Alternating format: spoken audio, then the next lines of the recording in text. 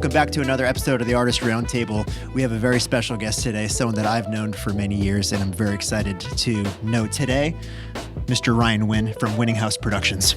Yeah. Hi, guys. Thanks for having me on. You're welcome. It gives me flashback to Power Hour days, which I always did with John. Yes, at one point. you were on my show, The Power Hour. The episode was called The Barn Burner, or whatever you called it. I don't know. We talked about selling feed picks, playing hockey, all that fun stuff. All solid stuff, yeah. I kind of wanted to just start because I think the genesis of like how we met up until now is incredible. Yeah, it's wild. You're how old now? 26, 27? 27. 27? Yep. And I met you were like 23, maybe? Yeah, younger than that. Younger than that? I think I was like maybe just turned 22. Okay. Yeah. Maybe even 21. I can't remember. Okay. It was a while ago, though. So like, yeah. Try to be brief, but Yes. just it's like hard to be brief in this story. Talk about how we met real quick, because I think that's really cool. Okay, so I had just done a movie and I wasn't going back to school yet, and I was like, what do I do with my time? Yeah. Ended up living in a bus with my high school roommate. We were just traveling all over the place, no plan. Like, we didn't know we were going to end up 24 hours, you know, next 24 hours, whatever. So we end up down in Austin, Texas. I mean, we were fans of Mike. Like, we were just jamming to his music, like, the entire road trip. We put on 26,000 miles, by the way. We put on that trip. That's a lot. Ended up running into Mike in the street in Austin, Texas. It was the day he dropped bar hopping, I remember specifically. Then we were bar hopping. We were all hammered. Ended up back at where you guys were staying, like right on Lake Travis. And then I met John like the next morning, because you weren't out that night, I don't think. Met John the next morning. Because you crashed with him? We just crashed at like Mike's house. Like, we just like passed out. Yeah. Yeah. And then, that's a testament to the type of guy you are, because like you're just random dudes that he was like, yeah, come through. Yeah, that's not common for Mike. I think Kilmer has, for how many stories he has, he does not have a lot of stories of Mike just being like, yeah, let's let dudes crash. Yeah. Yeah, so that's already great. So keep going. Yeah, and so, I mean, we met there, stayed in touch. We ended up like winning we applied for a competition for a music video, still with my roommate, won that competition, went out for the Like Blood music video. In Arizona. In Arizona. Yep. So like filmed that, or was a part of that process, and then still kind of like, I guess, stayed in touch here and there. Like, we didn't talk a ton, but we don't have to, I don't want to talk about the in-between yet. We'll get to that. Okay. But let's fast forward to now, 5 to 6 years later. Yes. We are now in this facility it came from a thought in your mind to you saying, I'm gonna build this like creative collaborative space. Yeah, exactly. And this was all your idea. We talked about it before for like a year, and you actually did it. And Grouped moved into this space, and now you run a production company out of here, WinningHouse Productions. Yeah. And you're working with the company Grouped and the artist community, and we're all collaborating together. 100%. So you had an idea, you brought it to fruition, and when we met, you were living in a van. Yeah. I just wanted to point that out, because I just wanted to say that, like, knowing you from being like a young man and just growing into the smart adult you are now, and actually following through with your ideas, and to like see it all play out and to be a part of it, it's giving me chills, man. So just wanted to say I appreciate you, and I'm proud of you. It's super impressive. That, I remember telling Ryan one day, I asked him, I'm like, how did you learn this? Like, he's only a year older than me. I'm like, if someone told me to go buy a building, I don't even know the first step, and he made all this happen. Yeah. I'll tell you what, in this industry, especially like the film industry, and probably a lot of them, but especially the film industry, people do a lot of talking about what they want to do, but there's not a lot of execution and following through. Yeah. And this was an idea of yours like a couple of years ago. It's not like it was like 10 years in the making. You know what I mean? Like, I remember we would go out to like lunch once in a while, and you'd be like talking about what you wanted the space to be. And then you started looking at buildings, and then you took the leap. And I know that was a big leap I mean, how many square feet is this building? With the upstairs, 5,000 square feet. Yeah, 5,000 square foot building, Yeah. basically in downtown Nashville, and turned it into what it is now. Right. And like, we are firing on all cylinders now. And this space is how old? Like a year?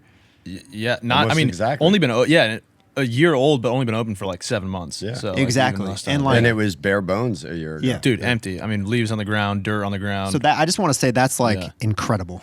What you've done is incredible. I needed this Saturday morning tire pump. I'm not gonna lie, this feels nice. No, I appreciate it, seriously. I mean, I think most of it is like being able to act on it so quick is just like throw yourself into the deep end if you're surrounded by good people that also believe in like what you're building towards, which is why I think if you're like why we're working together so well collaboratively now, because we all have common visions. We all want to create cool things. We all want to tell stories. We all want to help people. And so it's very easy for us to collaborate. And that was exactly what the space was designed for, is to get like-minded people that don't necessarily have to work for, it doesn't have to be this huge company, right? Like we can all have our own things and like still be our own individuals with our independent like perceptions and ideas, but like it feels like a family, you know what I mean? And like, it's cool. It wouldn't happen and wouldn't be here if, you didn't make the connection to Tim, and then Tim came in and saw it bare bones. Like literally, like nothing was done. Like when he came through it the first time. That like, I don't want to underplay that, because I was so excited when Tim saw the vision too. Yeah.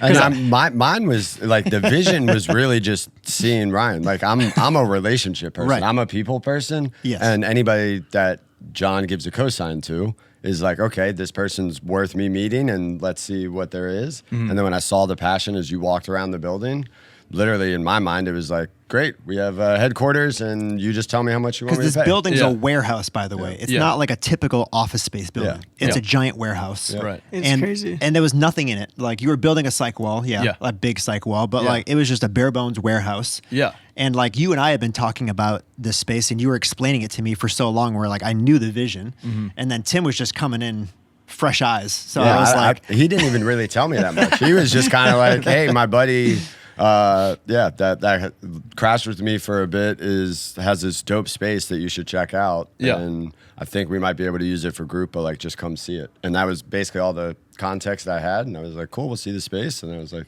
location's great. This dude's great. Let's do it. Yeah, you were like, can you stop talking to other people? Like, we're Yep. good to go. I was like, yeah, sick. Like, They this- And then I Okay. made you panic for 3 months. yeah. There was like no conversation. Yeah, for context, like it's like the initial meeting. Tim's like, I'm on board. Let's do this thing. And then like I feel like we didn't talk probably for like 3 months. And you were like, we're coming like first week of June. Yeah. First weekend of June or something. And then like a week before that, I was like, you guys are still coming, right? And that was like our check-in. Like, yeah, good to go. Like, let's, yeah. So. yeah. Well, so like again, before we dive too far forward, another thing that I find interesting that I want you to kind of dive in on is there's a lot of like media producers out today that are kind of just like lone rangers. I was one for like a decade. Yeah, I didn't yeah, start a production company. I was like, I'm just going to be my own boss. I'm going to work for myself. I'm going to just take gigs or work with the people I want to work with. Yeah. Your like immediate thought, I believe, was to just like make a production company, right? Like bring like Yeah. what made you want to do that and work with a team instead of just by yourself? I think I think a couple of different reasons. First off, I just know that I'm not the best at everything, and it's impossible to be the best at everything. So if you want to make something that's like truly, Pause. truly That is crazy, fucking That's a bars gem. right there. That Yeah, might don't be get me one of the best things that I've Really? heard on this podcast. That's a quotable.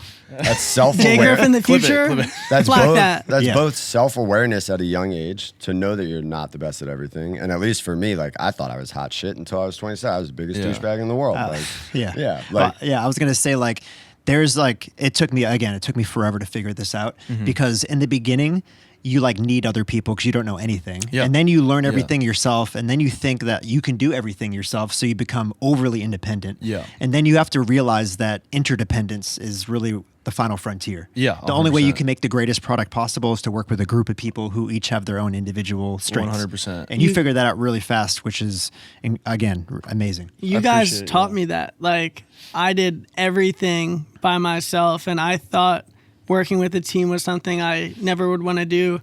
Like, I told Tim, like, I just want to freelance, go solo, and make it happen. And then when he pitched group to me, he was like, if you want, like, there's no pressure. And I'm like, honestly, I never thought anything like that existed where it's like I could have creative freedom and also work with a team. And I'm like, I'll try it out.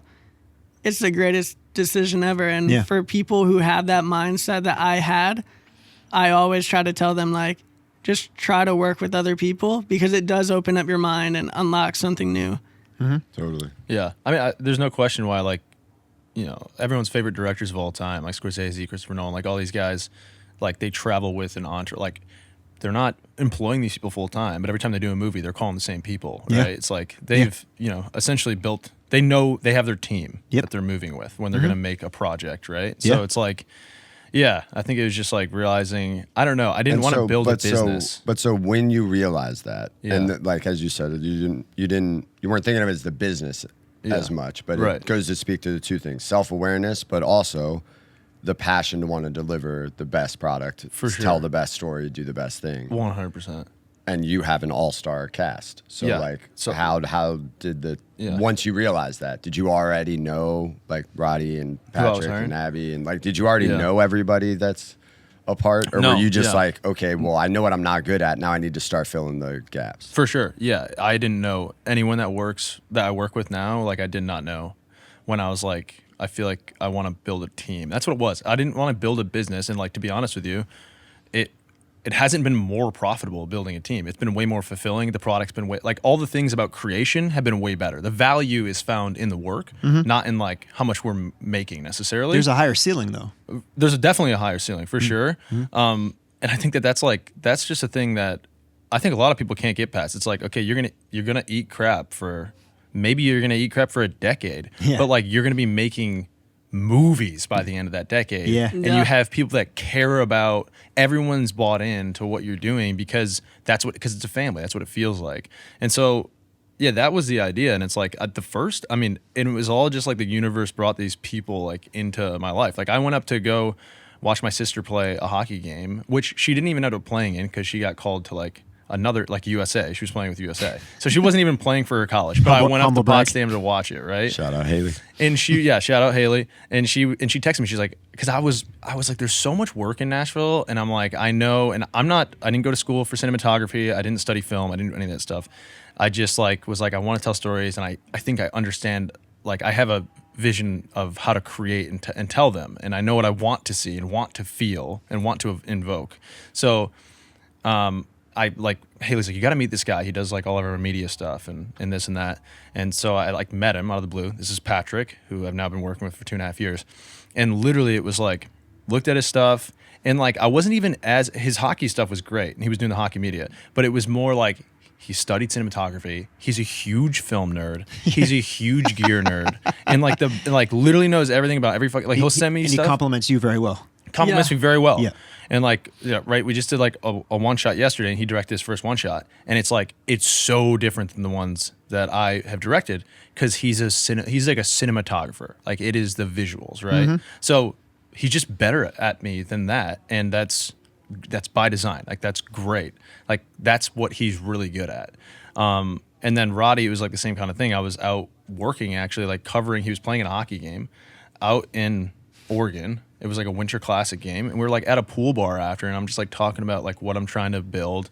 And it wasn't like, Roddy's so quiet. For those of you who don't know Roddy, he's like, you know, Sweetheart. Also, Yeah. happy birthday, Roddy. happy birthday, Rod. Happy birthday. And one of the dads was like, well, you know, Rod does art. And then Rod's like, yeah, I do art, you know? And like, That was a great Roddy that impression. was a damn good Rod. Yeah. and like I think that's literally like all I got from him, and like we exchanged numbers, and I'm kind of like, okay, I like got this kid's number at a pool bar. Like he followed up with me like 3 times. I'm like, oh, he's like interested in coming out here. And then we like did one FaceTime call with him, like Pat and I, and we're like, yeah, this guy seems cool. Like let's do it. By the way, both of them, I guaranteed him, like Pat, I think I guaranteed him like $1,500 a month and like a place to live to start, and like Rod, it was like not much more than that, a little bit more than that, a place to live.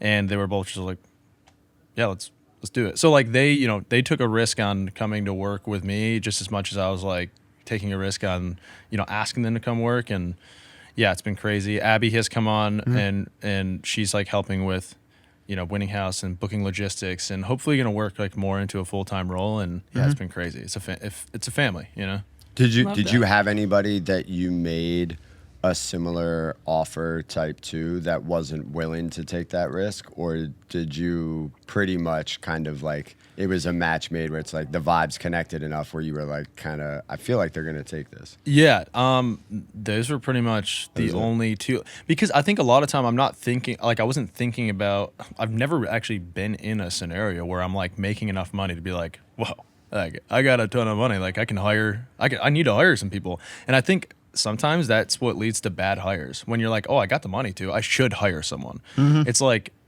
I think if it's more like if you meet this person and you're like, this just makes sense, and then you figure it out after the fact. And that's what most of it's been like for us is like, didn't have the money to pay these people full time or whatever it is, but like met them, made sense, and Rod, obviously he's artistic, does graphic design, can do merch design, like he can do titling, like he does all these artistic design things that is completely different than me and Pat's skill set. Again, offsets or like complements us perfectly, made sense. Let's figure it out after the fact and like make sure everyone can be taken care of. But Yeah. Damn. So I can't skip over this just to give you some more legitimacy and pump your tires. You were just on national TV for a show with Jimmy Insane. Fallon about branding. yeah. About branding. I mean, on major cable, what was it, NBC? Yeah, NBC, major yeah. cable show. My mom watched it. Did she? So she did my did. mom. Griff? Mama Griff. Mama Griff. Dude. And the show is called On Brand. On Brand. With Jimmy Yeah. Fallon. Yep. And again, like just walk through how you landed that gig. Because you're obviously very good at branding if you're on a show about branding Yeah. on NBC.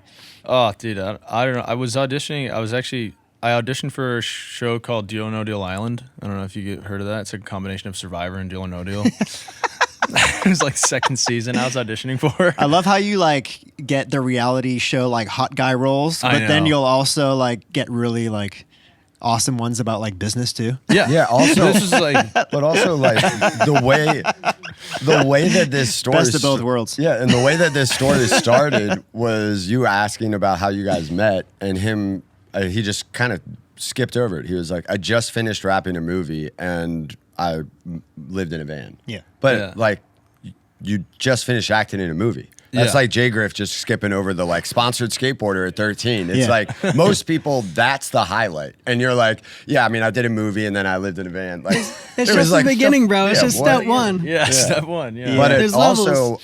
I don't know. I mean, normally I feel like that takes like 20 years for actors, where like actors just act for 20 years and then they're like, okay, now I want to start directing. Now I want to start getting Well, on the other he still side. wants to act.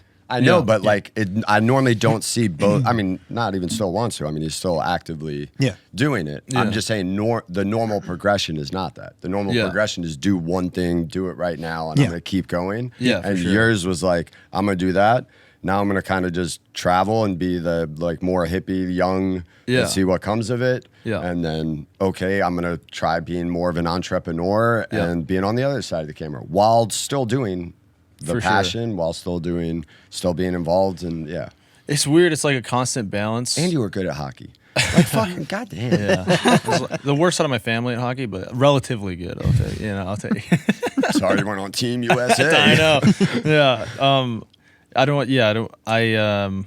Gosh, I just had a brain fart. Well, how do you land the gig for on brand? Yeah, Because you were talking about the Deal or Oh, No yeah, I Deal don't know if you Island. That was the original Okay, dang. I audition. wanted to come back to something, but Yeah. okay. Yeah, Deal or No Deal Island. Yeah, Deal or No Deal Island. That didn't go through. I was like in the final stages of that, and I was like, this actually, it's like a strategy game. I was like, I would do this because it's like, yeah, I just don't want to do anything that's obviously I'm married. Like there are shows that you're just not going to do. Like, and that went away. I didn't hear anything, and then the casting agent like reached back out, and she was like, hey, you said you do like media production. I was like, yeah. And she's like, you have to audition for this show. Like, this is perfect for you. Like, you just came to mind when this like, came up.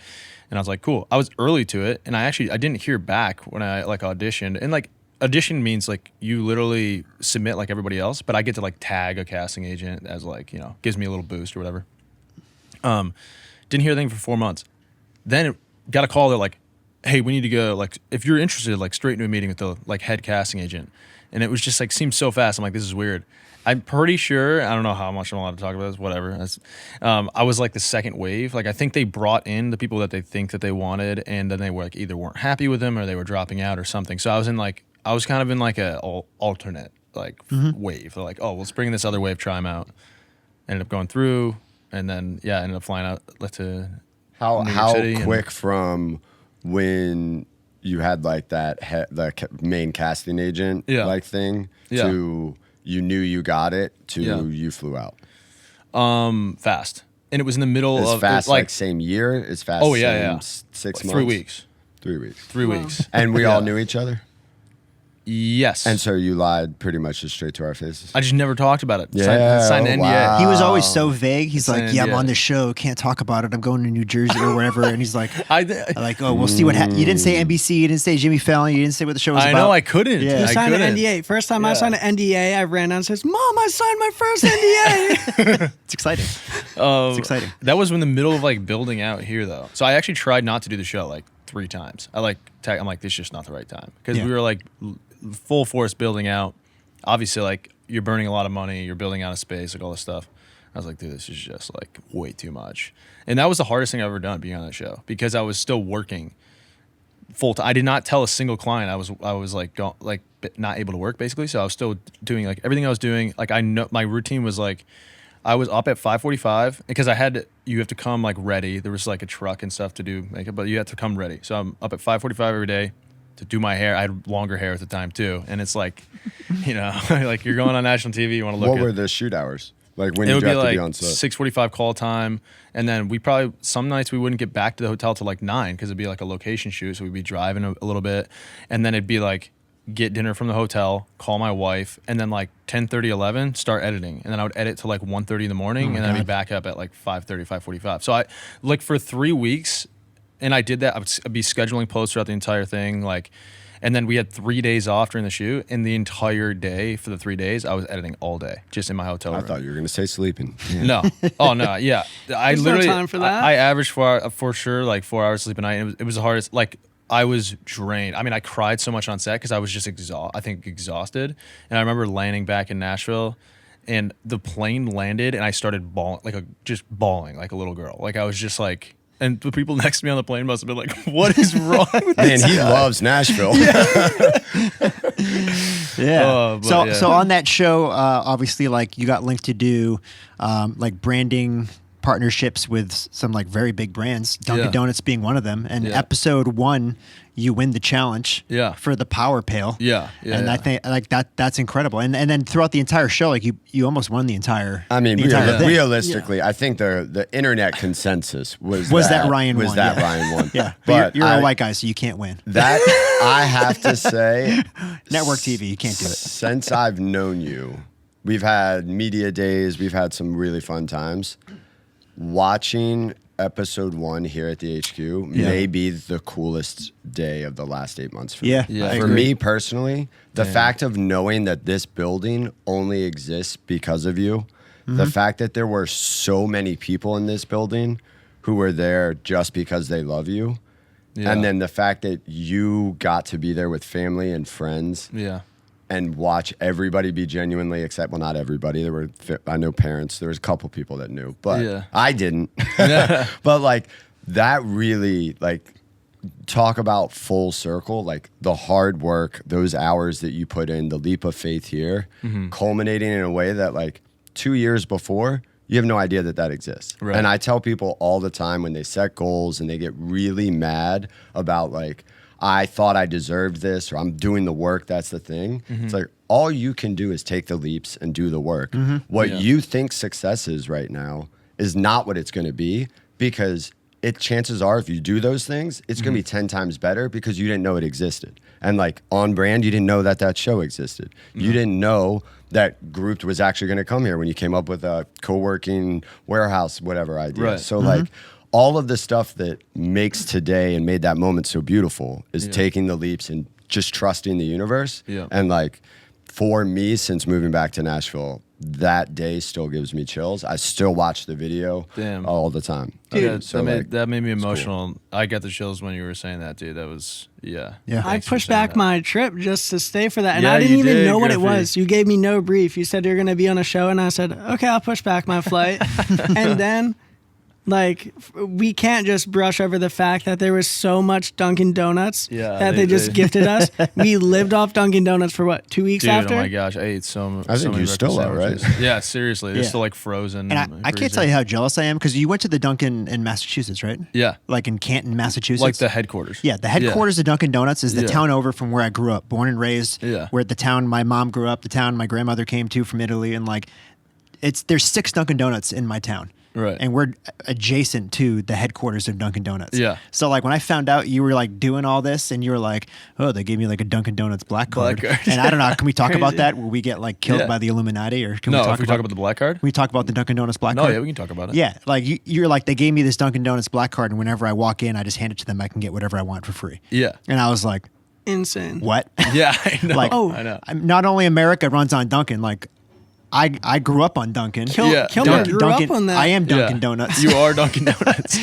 Yeah. So like, I know. I really should just start we bringing might more just be donuts into friends the now office. because I know you still have that, and I'm Yeah. still waiting for the hookup. You So know? once it runs out, because there is like it's supposed to be a year limit, but Yeah. we'll see. I don't know. I'm just see Wait, how long it I goes. do have to say the premiere was super special, but I think to me the most special moment was the next morning.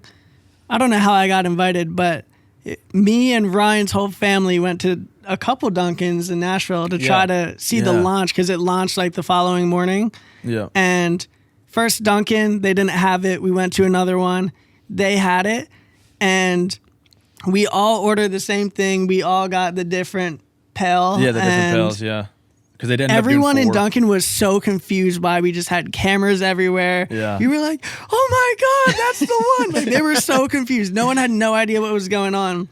And we're like, he was on TV, guys. He made it. There were a couple times like I went in and I couldn't get the black card to work, and then I just like pulled up. I was like, I swear it's like real. Like I'd pull up the video of like Scott, the COO, like handing it to me. I'm Yeah. like, I was on the show and like whatever, and they'd be like, oh yeah, you're good. I'm like cool. It was so I don't want to funny. get fired by the CEO. Yeah. Your Dunkin' like royalty. sick. So let's just talk about the importance of branding. You're obviously very good at branding, and Yeah. that's like what you specialize a lot among many other things within your media. Talk about like the importance of branding, especially with musicians, because you're working now, especially through the artist community. You're working with a ton of artists. Mm-hmm. What have you seen? Like, have you seen the importance of branding through musicians? Oh yeah.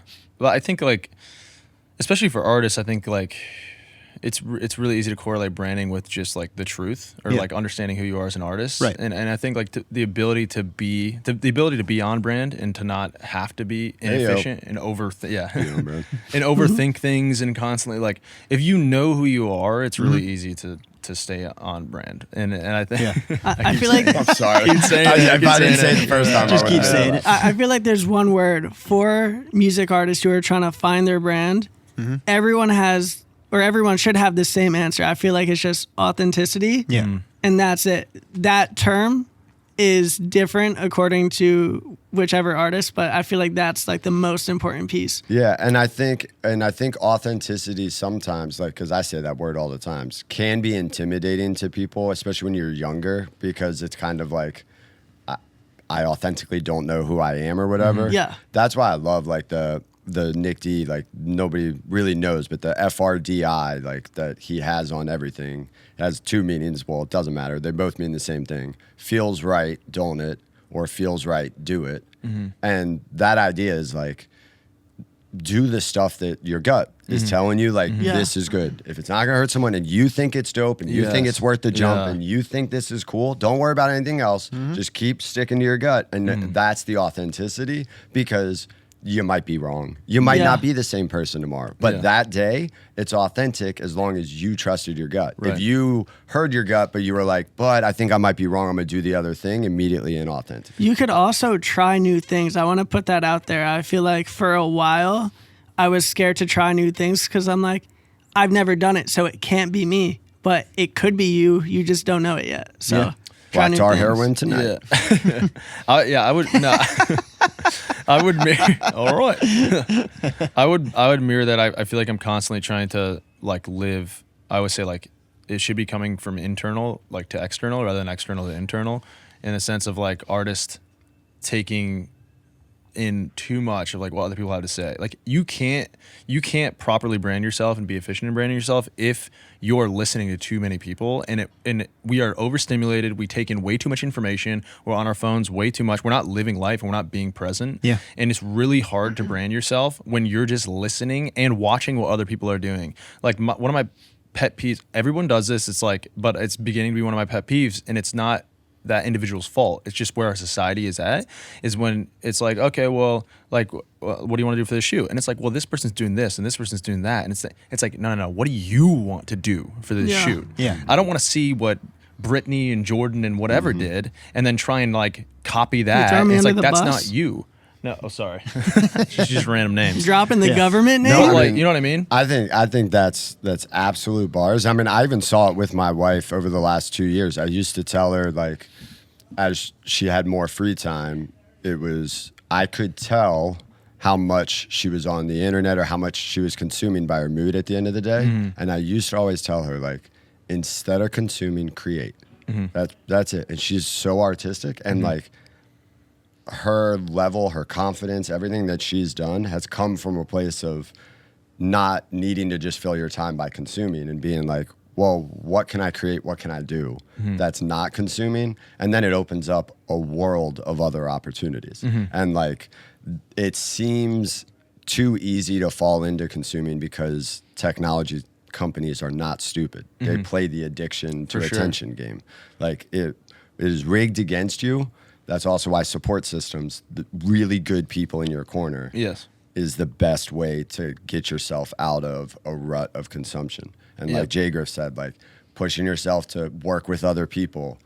Once you do like people, treating them like family. Like, those kind of things go such a far way because it's impossible to do it all on your own. And being open to like, to listening to those people, like being aware enough to like take what they're saying and be like, oh, like they're saying that because they care about me. Critiques I are hear so you, important. but you're wrong. I Right. hear you, but you're wrong. Yeah, so I want to go back to the beginning of this story because you started this story with, I just finished my first movie. Yeah. You're an actor. Played the main role of a independent feature film.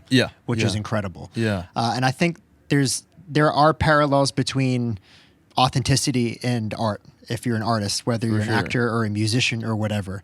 So, you specifically, do you feel like after you did your first movie, you were like 22, 23 years old?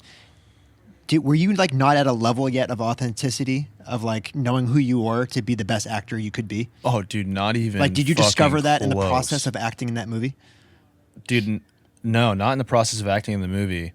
I finished the movie, and I felt like depressed as fuck, and I was like, what the hell do I do? Like, this is like, you know, that's a goal that's like some people set as like a life goal. Like, I want to lead in a fucking feature film, you know? And I like stumbled into it. Like, you know, I stumbled into finding a manager out in Los Angeles. That was my second audition. Like, I remember going into work and I'm like, you know, I might have to take off work. Like, it's probably not gonna work out. I got to call back, like whatever. And that happened like 4 times. I'm like, holy fuck, I got this role. And I remember finishing and I was so depressed and I'm like, what the fuck? And somebody was telling me like, that's normal for you to be depressed after a big project like that. Like, it's an energy dump kind of thing. And I remember like wanting it so bad. I'm like, I want another audition. Like, I want another, I want to go again. I want to do another project. And like, you know, later, I don't think Green Lights had come out at that point, but now like reading Green Lights by Matthew McConaughey, and like him having that moment where he's like on a manager's or a friend's couch and like, Matthew, you don't need anything, you know, go learn about life and come back to me, and you don't need anything. And you know, like thinking back on that now, it's like, dude, I needed it. Like, I fucking needed another movie. I needed to be. Why do you think life gave you that opportunity to act in that first movie? I don't know. Maybe just to like, I don't know, honestly. I don't know why. I don't know. I feel like that was luck. Like, I feel like a lot of that was luck. And like, I think my biggest thing was like remaining positive. I learned what it was like to be a lead in a sense where like if I was having a bad day, everyone around me was having a bad day. And it like affected everybody. And it was like, so it was like not only what you were doing on screen, but it was like making it easier for the crew, making it easy for the cast, and like carrying the energy. And I actually think that maybe I learned more about leadership and like and how much my energy affects other people's energy than acting on that project. And so then I get out of it, and but I'm like, I need it again. I need that feeling again. And going on the road trip, and like it was like wasn't really working. I was still doing auditions throughout the road trip, like all this stuff. But when I was living in the bus, I started to realize like, no, you don't need this. Like, I started meeting so many different people in so many different places and like learning about their stories. Like, I mean, from mechanics to like birthday cake makers and like all this stuff, you know, and like just being like ordinary, beautiful people, you know, and like they didn't need anything. They were just like living life and being present. And I was able to it was the first time I was able to like be present and learn from other human beings in different regions. And I gained a lot of perspective. And then now, like, I still feel like I'm learning, though, because I'm still now to the point where, like, I find, like, I'm doing auditions and I don't feel like I need them. You know? Like, if I get them, that'd be great. and I would love the opportunity to be an artist, to be an actor. I think I have like a lot more to offer. Like I don't think my career is over in front of the camera. Like I think I have a lot more to offer from that sense. Yeah. But I don't need it. You know what I mean? I feel fulfilled, and most of that comes from like the community that we have here and like the people that I have around me. Doesn't mean I want it any less. Like I'm still hungry as fuck. But yeah. Damn, dude. I'm so inspired by you right now. I want to like shoot a movie. Yeah. Well, I relate to a lot of what you're saying because I was much older. I was probably 30 years old where I was just bit the bullet and I'm like, I'm just going to make a feature film. I'm just going to do it. Yeah. Cause I was living in LA and like all these Hollywood jabronis would always be at our parties talking about their feature that they're going to make. Yeah. And they're going to get the funding and they're going to get this actor attached. It's always going But they're to, just waiting yeah. for the right moment and they're waiting and it never happens. Right. All they do is talk about it. Right. And I was like, I'm probably not ready, but I'm just going to do it. Yeah. You know, Yeah. I'm going to raise as much money as I can, which wasn't a lot, 30 grand. Right. And I'm just going to plan it. I have like a free summer. I'm just going to do it. Yeah. And what I learned from all that was that I was not ready to make a movie yet. Yeah. But how much But I wouldn't faster? have known until I went through the process. Yeah. And my takeaway was I'm proud that I actually followed through with doing it. And a lot of people talk, same with acting. I'm gonna lead in a feature film. I'm going to do it, but it never happens. And maybe not by choice. Maybe they just weren't good enough or got the opportunities.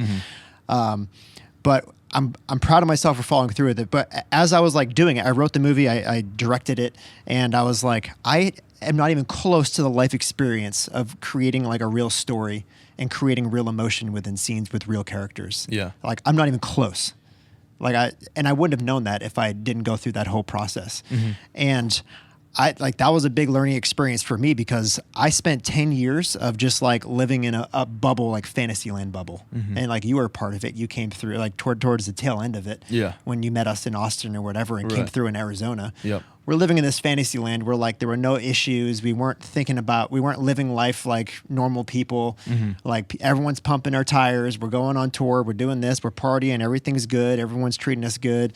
Like there was no like Friction, really. there's just no like really like growing as a human being. Yeah, because you need know what I you mean? need that hardship, failure, all of that stuff is where you learn. Yeah. And one of our first podcasts, the YK podcast, we're like, I'm sitting there with Mike and I'm like, dude, I think my biggest downfall is that I've never gone through any downfalls. Everything's just too like la-di-da. That was like one of the first Damn. podcasts. Yeah. Damn. Everything was crazy. just like so la-di-da, no worries, no issues. Yeah. It's because like we weren't living a normal life and like Yeah. there was no like looking inward ever. Damn. You know? Yeah. And like I did the movie and that's what really brought it out. I'm like, oh, like I'm trying to do these dramatic scenes and I'm not even close. Yeah. Like I'm way off. Dude. And you don't know until after you spend the money and plan it all and you're in the editing bay and you're Right. like, oh, I fucked up. Right. But Yeah. that's like, yeah, but it's like you wouldn't even, well, how much does that add? Just doing it and failing. Like even if you fit, like, Well, you if have you to, consider it yeah. a failure, like I don't think you can at that point. And like your leap of building this place, Yeah. you didn't fail, by the way. You're already succeeding. Yeah, you know? it's fucking You it's did a it, dream bro. life, dude. It's fucking But going sick. back to what you said of taking those leaps, like you don't know why you do it. It's just that intuition that's just Yeah. telling you to do it. And there's always a lesson. Even if you do fail, there's a lesson within all of it on like Yeah. what you're supposed to learn through that process. So And like I feel like we hear again and again, like, failures, like it's okay to fail, like this is good, and that's how you move forward, that's how you grow. And it's like it's all cliche, they're all cliches for a reason. Yeah. Like it's so fucking real. It's like if you're gonna fail miserably, learn everything you can from it. I mean, dude, now like not talk about it, but like you're writing another feature film and like this next one that you make is gonna be fucking like a huge step up. Like Yeah. it'll be fucking nasty. well, it's been 8 years since Yeah. I shot my last one. And, Yeah. and I'm like purposefully like waiting until I'm ready. Yeah. And like how long I've been writing act 1 of this fucking script. You know what I mean? But it's electric. Like Yeah. to give like it's sick. And like I just feel like even like the community here and like the amount of creatives that would be willing to work on it. You know what I mean? And then like For sure. it's just I feel like the family is growing. It's like when the script is ready, it's like you have a team ready to go. You know what I mean? Yeah. Yeah, I'm currently weaning down my weight so I can play this. Play a role. You're shooing, man. No matter what the role is, you're shooing. Awesome. Well, yeah, we're kind of nearing the end here, but anything else you guys want to touch on? No, I mean this was a great podcast because you're a great man. The authenticity word definitely speaks to how I think of you. The maturity and self-awareness that you have to like be vulnerable is something that has made me just a better man in the past year knowing you.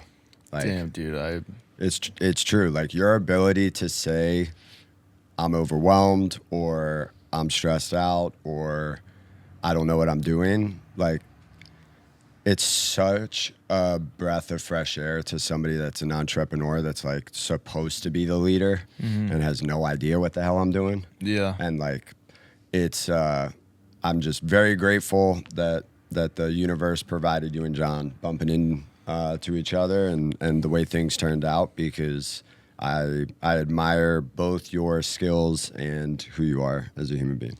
Dude, I love you. I love all you guys. I'm so grateful. I mean, we text back and forth all the time. John, I feel like most of the time it's like I have a couple beers. I'm like, God damn, man, I'm so grateful that you like introduced like so. Grateful for you too, man. Dude, this is like I just mentioned as like it literally is like a dream life. Like I don't need anything more out of life right now, but I'm hungry as shit for sure. And like no matter what, like I think we're sitting on so much potential energy and like everything's moving forward. No matter what this grows into, and who knows at this point, it could take a million different turns. Like I'm gonna look back on these days and be like, those were like some of the most fulfilling fucking days of my life. And like it will, like it's just how it is. So I'm so grateful, and yeah, I love everybody that's in and out of here on a daily basis. But appreciate you guys. Should we kiss? Yeah, maybe. Well, Before anybody kisses, everybody should go follow Winning House and Winning Productions and Ryan Winn all on Instagram. If you type in those, I know there's like USA and stuff at the end, but if you type them in, you'll find them. Yeah. And the whole team, forever grateful for you guys. Honestly, this podcast, we wouldn't have this setup without you. So True. Yeah. Yeah. One last shout out to the team. Yeah. Patrick, Yeah. Rod, Abby, love you guys. And let's just keep going. We'll do another one of these because media is a deep bag. We can go in a lot of different directions. oh So, yeah, we can. I feel like this was kind of like almost an intro to Ryan episode. And Yeah. then like we could be having pretty like just one about social media, one just about music videos, Yeah. one about frequency. Yeah. Oh, we could Dude. dive into it. I'm Yeah. down. yeah, we'll Yeah. definitely dive in more. Heck yeah. All right. Appreciate you, brother. Yeah. Appreciate you. you guys. Good stuff.